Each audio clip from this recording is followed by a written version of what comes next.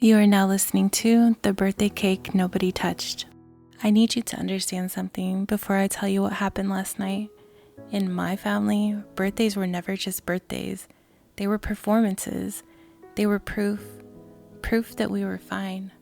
Proof that we still loved each other.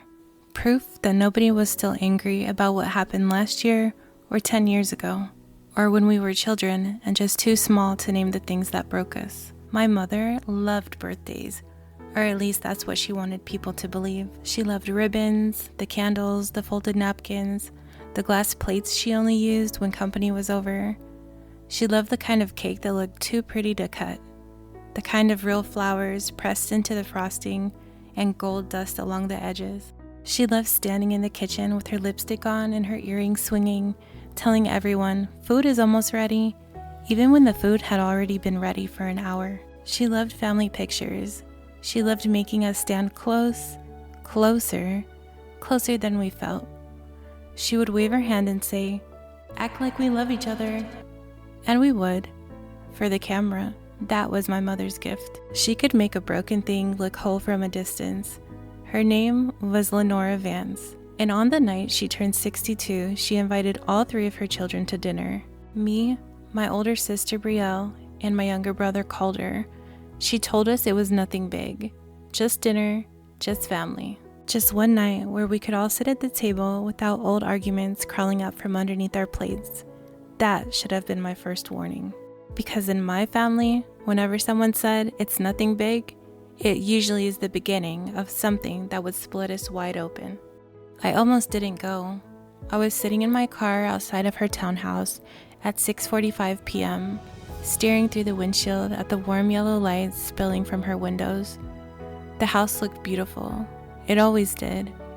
White curtains, a clean porch, 2 planters by the front door, and flowers that she probably replaced before they even had a chance to wilt.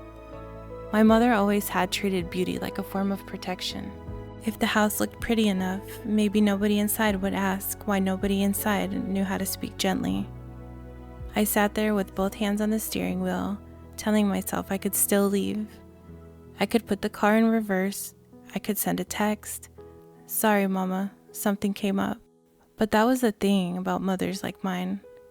Even when they hurt you, they still knew how to pull that child in you back home. So I got out. I smoothed down my dress. I picked up the gift bag from the passenger seat. Inside was a silk scarf, soft blue with the little ivory birds on it. My mother loved birds. She had bird figurines all over the house. Glass birds, ceramic birds, painted birds, birds with wings spread open like they were always trying to escape. I used to think that was pretty. Now I think it's just sad. I walked up to the steps and knocked. Even though I still had a key, that was another thing that changed over the years. You can have a key to someone's house and still not feel like you belong there. My mother opened the door before I could knock the second time.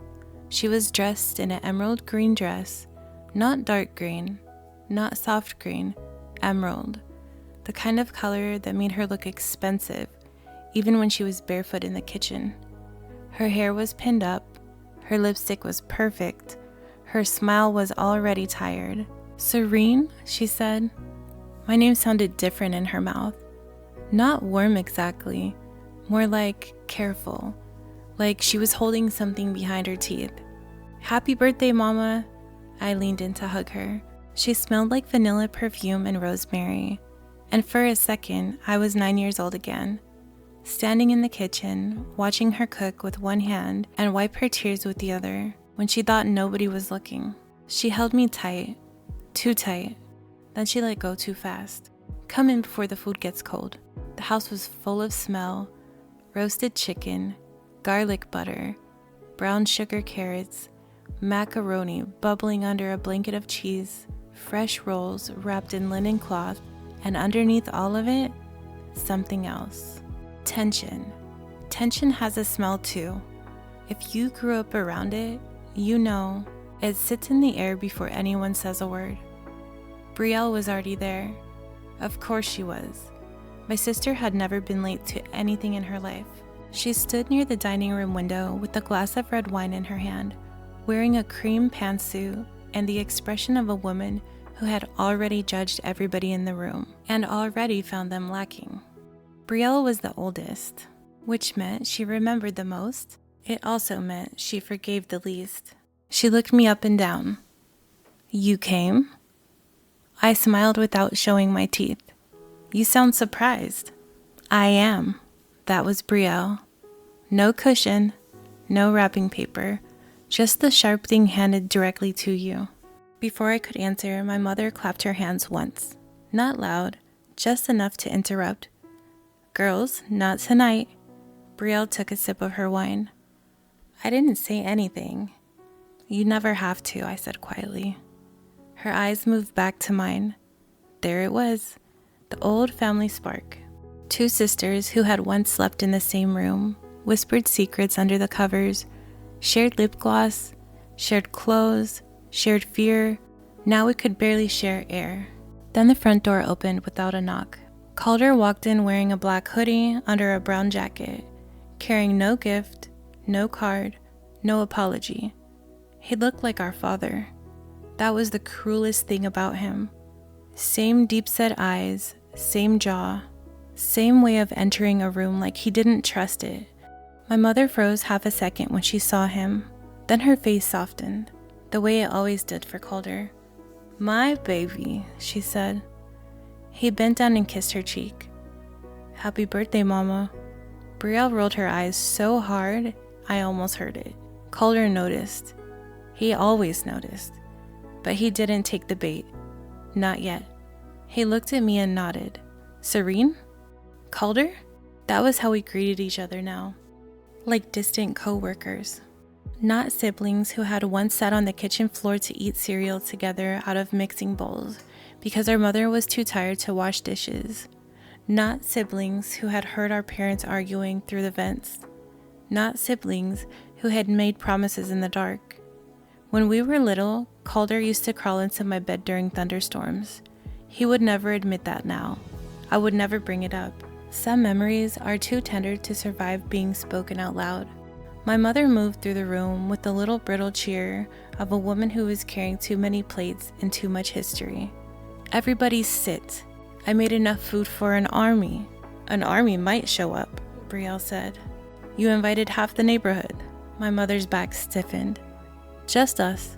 "Good," Brielle said. "Maybe for once we can hear ourselves think."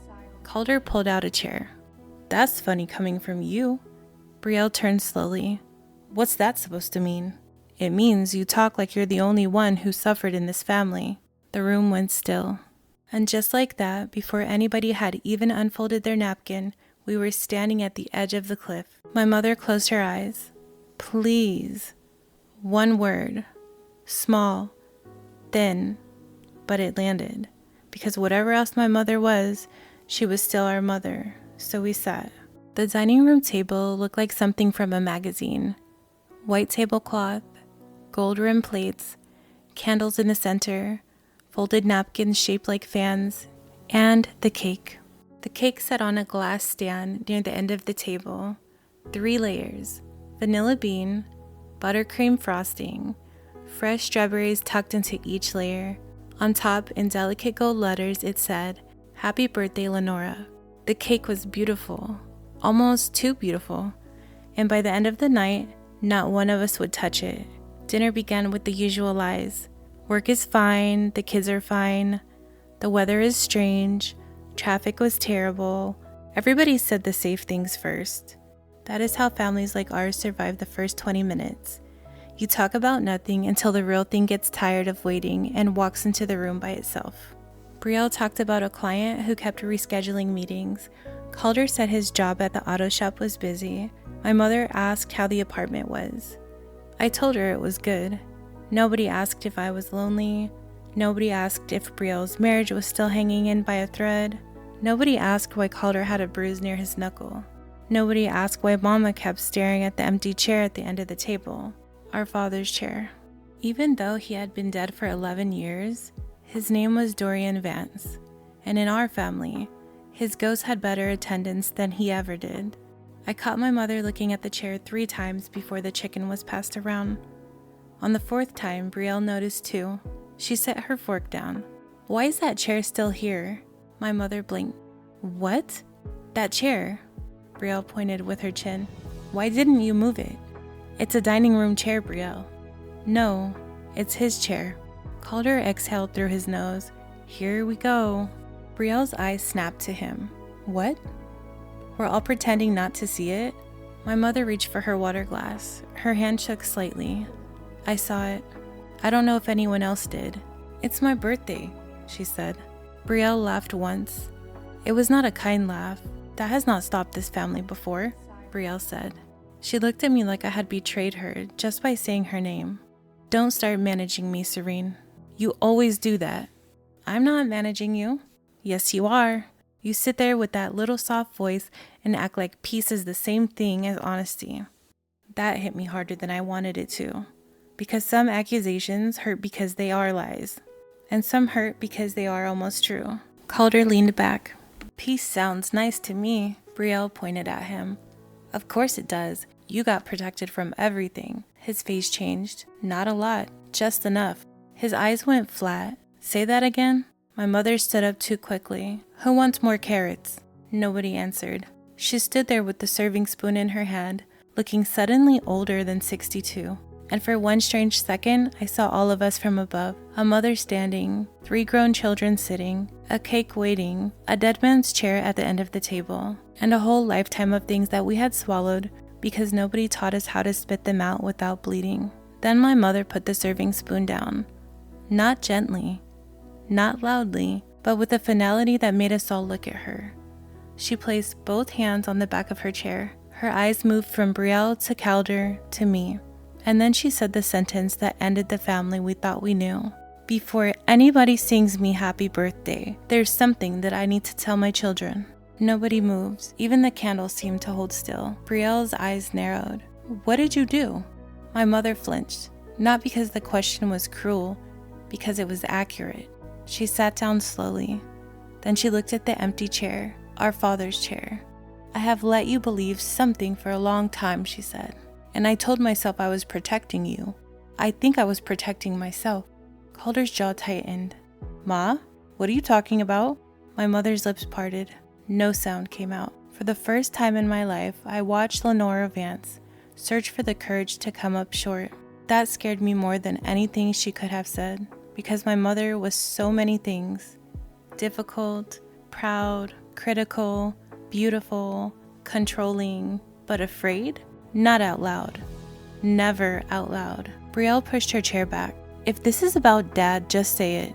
My mother nodded. It is. The silence after that felt personal, like it had a body, like it had sat down at the table with us. My mother folded her hands together. Your father did not leave us the way you think he did. I stared at her. My ears started to buzz. What does that mean? She looked at me then. And I knew. I don't know how, but I knew something was coming from that little girl in me. The little girl who used to sit on the front step, waiting for Dorian Vance to come home from work. The little girl who used to count his footsteps down the hallway. The little girl who learned the sound of disappointment before she learned long division. My mother swallowed. The night he left, he came back. Brielle's face went pale. No, he didn't. Yes, my mother whispered. He did. Calder stood. The chair scraped the floor. What? My mother lifted a hand, but he stepped back like her touch could burn him. He came back that same night, she said. After the fight, after you children were asleep. Brielle was shaking her head. No, he packed his bag. You said he left. You said that he chose himself like he always did. He did pack a bag. My mother's voice cracked. But he came back. I could barely breathe. What happened? My mother looked at the cake. Of all things, the cake, like the answer might be written between the strawberries. He wanted to take Calder with him. The room broke open. Not loudly, not with screams. At first it broke quietly. A crack through the glass. Calder looked so confused, then angry, then young. So young it hurt to watch. Why would he take me? My mother covered her mouth. Brielle stood now too, because Calder was his favorite. Shut up, Calder snapped. No, everybody knows it. Brielle, shut up. He was always softer with you, always. Even when he was drunk, even when he was mean, when he slammed doors, he still looked at you, and you were some kind of second chance. Calder slammed his palm onto the table.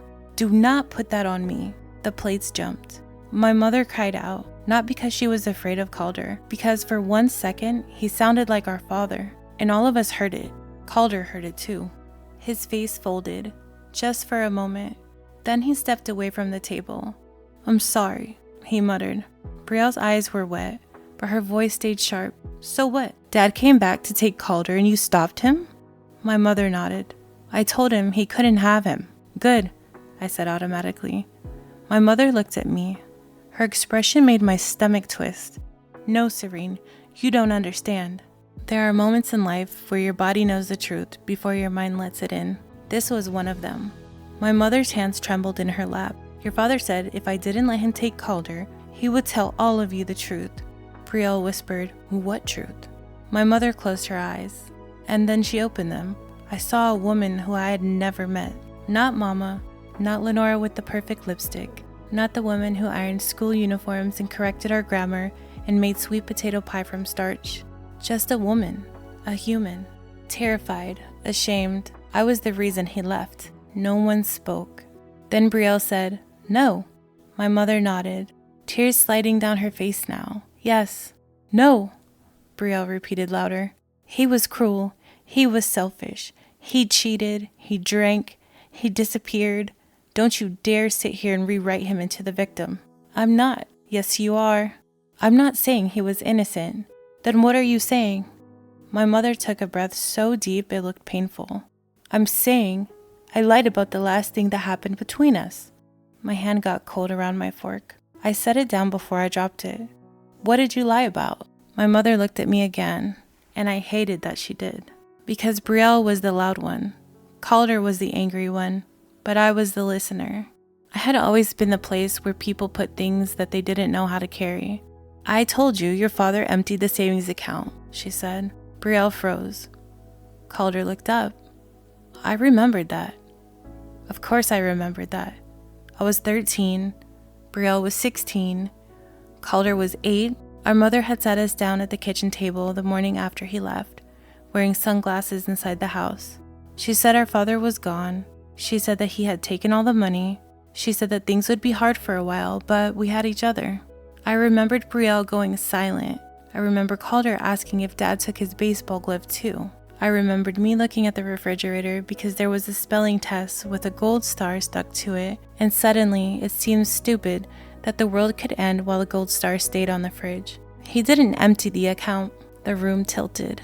Brielle's voice was barely audible. Who did? My mother whispered. I did. Calder let out a breath like someone had hit him. Brielle stepped backwards. I could not move. My mother kept talking. Maybe because if she stopped, she would never start again. I had been saving money for 2 years secretly, a little at a time. Grocery cash, birthday money your grandma gave us. I hid it because I was planning to leave him. Brielle's eyes widened. You were going to leave Dad? Yes, she whispered. When? That week. Calder stared at her. Not angry at first, just lost. Like someone had taken the floor out from under the little boy that he used to be. With us? He asked. My mother nodded, but it barely moved. Yes, she whispered. With all of you. I had an apartment picked out across town. It was small, but clean. I had packed clothes in trash bags and hidden them behind the washing machine. I remembered those bags. I remembered asking what was inside of them. She had smiled without looking at me and said, things we don't need anymore. And all of these years later, sitting at the birthday table, I realized she had been talking about more than clothes. Brielle's voice came out then. So why didn't we go? My mother looked down at her hands. For once, there was no lipstick smile, no perfect hostess voice, no pretty way around the truth. Because your father found the money, she said. And when he found it, he knew I was leaving. Calder's jaw tightened. Brielle folded her arms like she was trying to hold herself together. I could hear the candles burning, that soft little hiss of flame eating wax. My mother kept going. We fought. He packed a bag. He left. Then he came back after midnight and he said he wanted Calder. I said no. He said if I kept him, he would tell you children I had been planning to break the family apart. Brielle laughed once, but there was no humor in it. So you let us think he broke it by himself? My mother closed her eyes. Yes, that one word did more damage than any scream could ever have. Yes, not maybe, not I had reasons, not you have to understand, just yes. Calder stepped away from the table. You let me grow up thinking he didn't even want me? My mother's face crumpled. I thought hating him would keep you from looking for him. I did, Calder said. Brielle turned to him. What? Calder stared at the empty seat. 3 years before he died, I found him. My mother made a small sound like the truth touched a bruise. You saw your father? A few times, Calder said. He was living in a motel off of Highway 18. He looked tired, older than he should have, but he knew my name before I even said it. His voice cracked. He asked about you, about Brielle, about Serene. He asked if Brielle still danced. He asked if Serene still read books under the blankets with a flashlight. Brielle sat down slowly. For the first time that night, she looked less angry than young. Calder looked at her mother. He said he wrote us letters, birthday cards too. Said he never heard back. My mother's silence answered before she did. Brielle whispered, Where are they? My mother looked toward the hallway. And just like that, the birthday dinner became a search party. We found the box in her bedroom closet behind the winter coats nobody had worn in years. A plain brown box, dusty, unmarked, small enough to carry, heavy enough to change a childhood. Inside were letters, dozens of them, our names written in our father's handwriting. Brielle picked up one with the ballerina on the front and broke before she could even open it. Calder held 3 birthday cards against his chest like they were his bones. And I found one addressed to me, Serene. The letter was short. His handwriting was uneven, but one line found me that would not let go. Don't let silence become the only language you know. I cried then. Not pretty, not quiet. I cried like a little girl at the kitchen table that finally understood that she had been grieving with half the story missing. When we returned to the dining room table, the cake was still there. Perfect frosting, gold letters, candles burned almost to nothing. Happy birthday, Lenora. Nobody sang. Nobody reached for the knife. My mother stood beside it and said, I don't expect forgiveness tonight. Brielle wiped her face. Calder said, You shouldn't. Then my mother looked at me. And I don't expect you to make things easier for everyone. That was when something inside me finally loosened. Because that had always been my job. The soft one. The calm one. The daughter who translated pain into sentences so people could survive. I looked at my mother and said, I don't know what I feel. She nodded. That's fair. And maybe that was the first honest thing that she had given me all night without trying to decorate it. We did not fix our family at the table. Real families do not heal in one speech. They do not find boxes of letters and suddenly become gentle. Brielle was still furious. Calder still walked outside twice because his hands would not stop shaking. My mother still looked like a woman watching the house that she built collapse from inside. And me? I was still the watcher. Before I left, I took my father's letter and folded it into my purse. At the door, my mother touched my arm. Serene, she said, I'm sorry I made you the wall. I looked at her. For the first time, I did not rush to comfort her. I did not say it was okay. I did not turn guilt into something softer so she could sleep. I only said, I know. Then I walked out into the night. Behind me through the window, I could see my mother standing alone beside the birthday cake nobody had touched. And somehow that felt right. Some things are not meant to be eaten. Some things are meant to just sit in the middle of the room until everybody admits what they are. That was cake, not dessert. It was evidence. It was the last beautiful lie my family ever tried to serve whole.